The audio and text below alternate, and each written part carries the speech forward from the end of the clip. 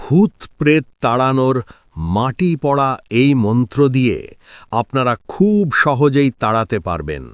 মন্ত্রটি হল ওম নমো প্রেতহর ভগবতে রক্ষ রক্ষ শ্রাবয় শ্রাবয় নীল অম্পালকর রাণ্ডোজে বন্ধবান বন্ধ শান ক্ষুর শান রুদ্রবন্ধন ভৈরববন্ধন প্রেতবান চারিদিকে বন্ধন 10 দিক বন্ধন আকাশ পাতাল উত্তর দক্ষিণ সর্বদিশা বন্ধন পূর্ব পশ্চিম কাল গোরক্ষের আজ্ঞায় ভূত পুড়াইয়া করিলাম ছারখার।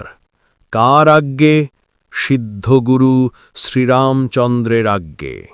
নিয়মবিধি হল তুলসীতলার মাটি বা উঠানের মাটিতে মন্ত্রটি 3 বার পরে 3টি ফুঁ দিবে, অর্থাৎ 1 বার মন্ত্র 1টি ফুঁ মাটিতে, এইভাবে 3 বার।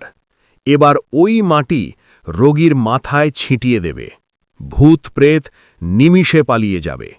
কিন্তু আপনারা ভূতকে তাড়ানোর আগে অবশ্যই নিজের শরীরটা ভালোভাবে বন্ধন করবেন।